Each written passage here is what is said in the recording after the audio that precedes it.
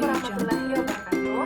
Perkenalkan, nama saya Zahra Tahiraswari. Saya adalah mahasiswi S1 Farmasi ahli jenjang Universitas Negara Makassar. Nah, di video ini saya ingin membagi pengetahuan kepada teman-teman mengenai pemeriksaan di laboratorium. Nah, ada pun poin-poin penting yang akan saya bahas, yaitu yang pertama, apakah pengertian dari pemeriksaan di laboratorium, kemudian yang kedua, tujuan pemeriksaan di laboratorium, yang ketiga, macam-macam pemeriksaan di laboratorium, dan yang keempat yaitu spesimen-spesimen yang digunakan pada pemeriksaan di laboratorium. Baiklah, ada pun poin pertama yaitu pengertian pemeriksaan laboratorium. Jadi, pemeriksaan laboratorium adalah suatu tindakan dan prosedur pemeriksaan khusus dengan mengambil bahan atau sampel dari penderita. Sampel itu dapat berupa urin, feses, darah, sputum, sperma, dan lain-lain. Tujuan pemeriksaan laboratorium, ada tujuannya yaitu untuk mendeteksi penyakit, menentukan risiko, memantau perkembangan penyakit, memantau pengobatan dan lain-lain, kemudian mengetahui ada tidaknya kelainan atau penyakit yang banyak dijumpai dan potensi untuk membahayakan. Selanjutnya, pada pemeriksaan di laboratorium itu meliputi pemeriksaan klinik, pemeriksaan hematologi, pemeriksaan mikrobiologi dan parasitologi, pemeriksaan imunologi, dan urinalisa. Poin selanjutnya yaitu spesimen yang dapat digunakan pada pemeriksaan di laboratorium, yaitu yang pertama spesimen urin, yang kedua spesimen feses, yang ketiga spesimen darah, yang keempat spesimen sputum, dan yang kelima itu spesimen sperma. Jadi yang pertama yaitu spesimen urin. Jadi urin atau air seni adalah sisa yang disekresikan oleh ginjal yang kemudian akan dikeluarkan dari tubuh melalui proses urinalisasi. Tujuan pemeriksaan urin itu sendiri yaitu yang pertama itu untuk mendeteksi kandungan, untuk mengetahui zat asin, untuk mengetahui perkembangan penyakit, melakukan diagnosis penyakit, mendeteksi gejala penyakit, dan memeriksa pemeriksaan kesehatan rutin. Kemudian jenis pengambilan itu sendiri ada 4, yaitu pengambilan urin sewaktu, pengambilan urin pagi kedua, dan urin 24 jam. Adapun urin sewaktu yaitu urin yang dikeluarkan pada satu waktu yang tidak ditentukan khusus. Kemudian urin pagi adalah urin yang pertama-tama dikeluarkan pada pagi hari setelah bangun tidur. Kemudian urin pagi kedua yaitu urin yang dikumpulkan 2-4 jam setelah pagi pertama. Kemudian urin 24 jam yaitu urin yang ditampung selama 24 jam, yang ditampung terus-menerus dan dikumpulkan dalam satu wadah. Selanjutnya prosedur pengambilan spesimen urin. Jadi pada pasien pria atau wanita harus mencuci tangan terlebih dahulu menggunakan sabun dan kemudian dikeringkan dengan tisu. Kemudian bersihkan area tempat keluarnya air seni. Jadi pada wanita itu dibersihkan bagian labia, vulva, dan sekitarnya. Pada pria jika tidak disunat, tarik perpetium ke belakang. Kemudian keluarkan urin. Urin yang pertama dibuang, kemudian aliran urin selanjutnya ditampung dalam wadah steril yang telah disediakan. Kemudian pengumpulan urin diselesaikan sebelum aliran urin habis. Setelah itu diusahakan agar urin tidak membasahi bagian luar wadah. Kemudian wadah ditutup rapat dan segera dikirim ke laboratorium. Untuk pengambilan urin 24 jam, jadi pada hari pengumpulan urin itu pasien harus membuang urin pada pertama. Kemudian catat tanggal dan waktunya. Semua urin yang dikeluarkan pada periode selanjutnya ditampung. Kemudian keesokan harinya tepat 24 jam setelah waktu yang tercatat pada wadah pengumpulan urin dihentikan. Selanjutnya yaitu penanganan urin. Jadi urin yang telah ditampung sebaiknya segera diperiksa karena jika dibiarkan lebih dari 2 jam akan terkontaminasi. Namun jika lebih dari 2 jam dapat diletakkan pada refrigerator dengan suhu 2-8 derajat Celcius. Kemudian mengawetkan spesimen juga dapat dilakukan secara kimia. Adapun pengawet yang biasa digunakan pada spesimen urin yaitu toluena, timol, kloroform, asam borat, formalin, natrium asida, asam klorida, dan natrium karbonat. Selanjutnya penyakit yang berhubungan dengan pemeriksaan urin, yaitu salah satunya infeksi saluran kemih. Diagnosis pada infeksi saluran kemih biasanya dokter dapat merekomendasikan beberapa pemeriksaan seperti urinalisis atau pemeriksaan sampel urin untuk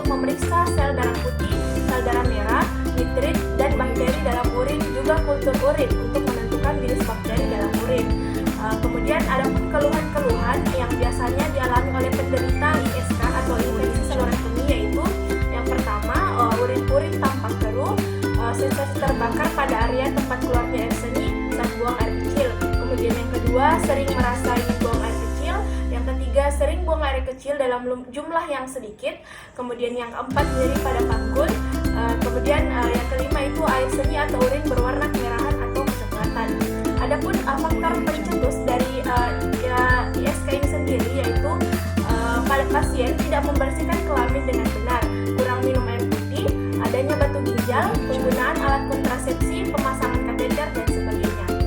Untuk pengobatan pada penyakit ISK itu sendiri yaitu biasanya dokter meresepkan obat-obatan yang sesuai dengan jenis bakteri yang ada pada urin, seperti antibiotik yang biasa diresepkan seperti ampicillin, levofloxacin, ceftriaxone, ciprofloxacin dan lain-lain. Kemudian yang kedua yaitu spesimen feses. Jadi pemeriksaan feses adalah tes yang dilakukan pada sampel feses atau tinja untuk mendeteksi adanya infeksi yang berasal dari bakteri, virus atau parasit dan berbagai penyakit lainnya. Jadi pemeriksaan feses ini biasanya dilakukan karena adanya diare atau konstipasi, adanya gangguan pencernaan, adanya ikterus, adanya darah dalam tinja dan adanya penyakit gastrointestinal dan lain-lain. Kemudian syarat untuk pengumpulan feses itu sendiri yaitu tempat feses harus bersih, kedap, bebas dari urin dan diperiksa 30 sampai 40 menit sejak dikeluarkan. Kemudian pasien dilarang meminum barium, bismut dan minyak 5 hari sebelum dilakukan pemeriksaan. Selanjutnya yaitu cara pengambilan spesimen feses. Di sini saya akan membagi dua, yaitu pengambilan feses oleh yang dilakukan langsung pada pasien atau penderita, kemudian pengambilan feses pada pasien dalam keadaan tidak mampu deteksi sendiri. Yang pertama, pengambilan feses pada pasien sendiri, yaitu siapkan tempat penampungan feses, kemudian penderita diharuskan buang air kecil terlebih dahulu karena tinja tidak boleh tercemar dengan urin. Kemudian instruksikan kepada penderita untuk buang air besar langsung ke dalam pot, kira-kira 5 gram. Kemudian bersihkan area sekitar anus, cuci tangan hingga bersih. Kemudian tutup botol dengan rapat dan berikan label pada pot yang berisi tanggal pemeriksaan pasien dan jenis spesimen yang ada. Selanjutnya pengambilan spesimen feses pada pasien yang dalam keadaan tidak mampu deteksi sendiri. Jadi pengambilannya ini dilakukan oleh perawat atau analis farmasi lainnya, yaitu dengan cara mencuci tangan, kemudian memasang perlak pengalas dan campuran, kemudian melepaskan pakaian bawah pasien, selanjutnya memakai handscoon, kemudian telunjuk diberi vaselin lalu dimasukkan ke dalam anus dengan arah ke atas, kemudian diputar ke kiri dan ke kanan sampai terabot tinja. Setelah itu tinja dikeluarkan perlahan-lahan lalu dimasukkan ke dalam pot, diambil sekira-kira 5 gram. Kemudian anus dibersihkan dengan kapas lembab dan dikeringkan dengan tisu. Selanjutnya perawat atau analis farmasi melepas handscoon, kemudian merapikan pasien dan mencuci tangan. Selanjutnya yaitu penanganan sampel feses. Untuk penyimpanan sampel feses, sampel yang kurang dari 24 jam dapat disimpan pada suhu kamar, sedangkan sampel yang disimpan lebih dari 24 jam dapat disimpan pada lemari pendingin dengan suhu 2-8 derajat Celcius dengan menggunakan wadah yang tertutup. Kemudian pengawet, untuk pemeriksaan parasit, spesimen tinja dapat diawetkan dalam lid atau dengan menggunakan larutan formalin 10%. Kemudian untuk pemeriksaan bakteri, spesimen sebaiknya segera diproses karena adanya perubahan pH dan temperatur. Kemudian untuk pemeriksaan virus dapat disimpan pada lemari pendingin dan tidak boleh lebih dari 3 jam. Untuk pengiriman sampel feses, pengiriman ini dapat menggunakan cool box atau lemari pendingin dengan suhu 2-8 derajat Celcius. Selanjutnya yaitu penyakit yang berhubungan dengan pemeriksaan feses. Yang ingin saya jelaskan yaitu askariasis. Untuk diagnosis penyakit askariasis itu dapat dilakukan dengan anamnesis, pemeriksaan fisik, pemeriksaan feses, dan dapat dibuktikan dengan pemeriksaan penunjang seperti fotoronsen, USG dan CT scan. Pengambilan spesimen feses dilakukan untuk mendeteksi keberadaan telur cacing belang, telur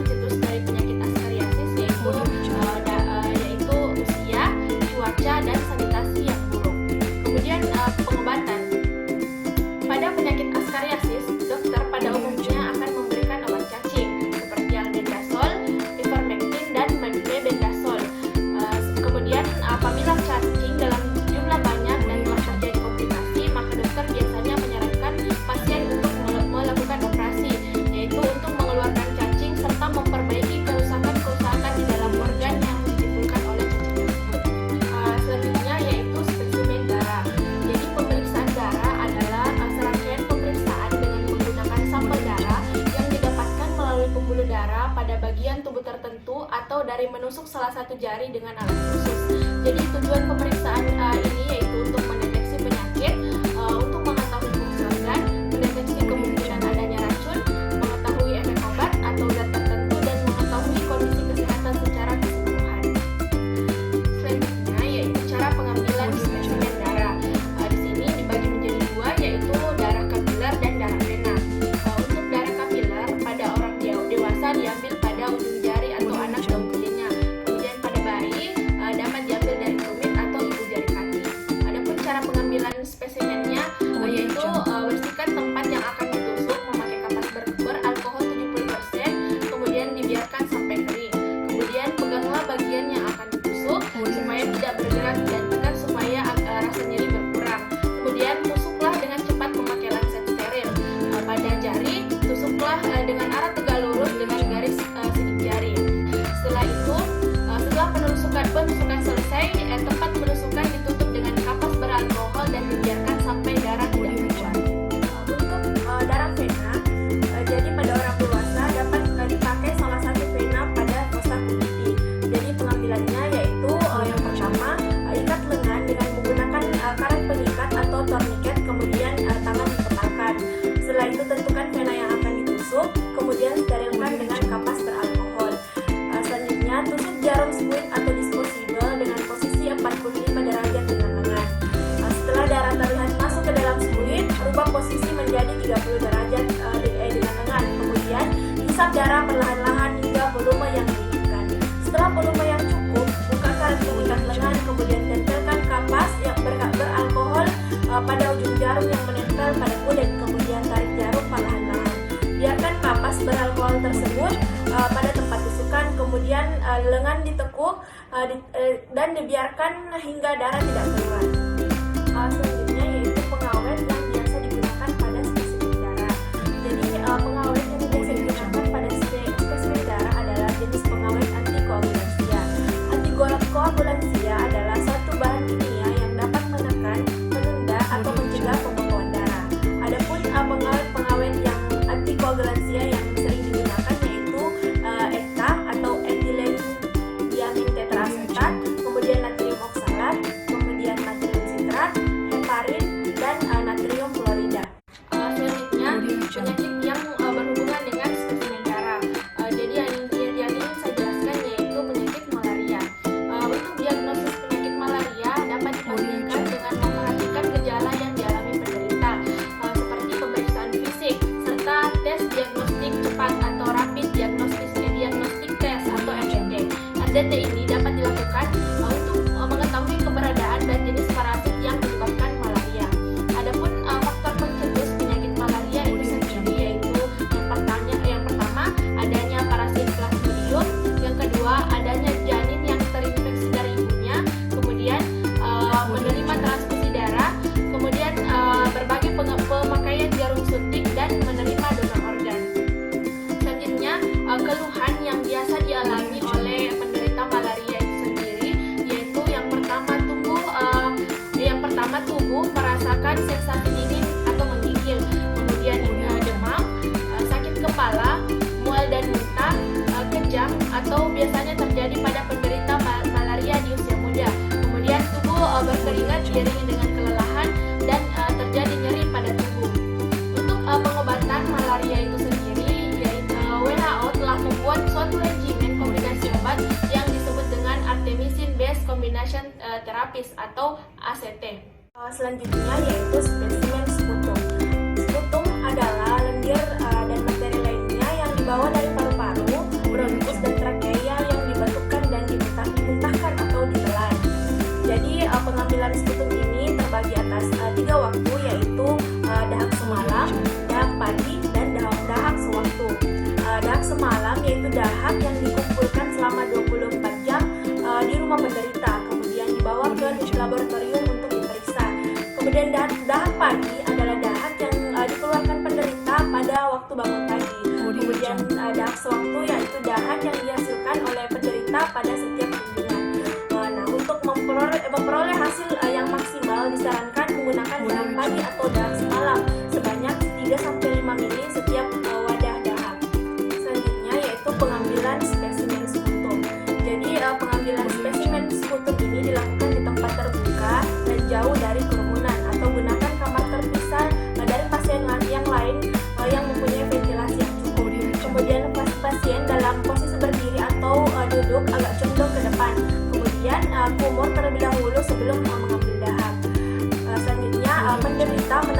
nafas dalam-dalam, kemudian batukan sekuat-kuatnya sampai merasakan dahak yang dibatukan keluar dari dada, bukan dari tenggorokan.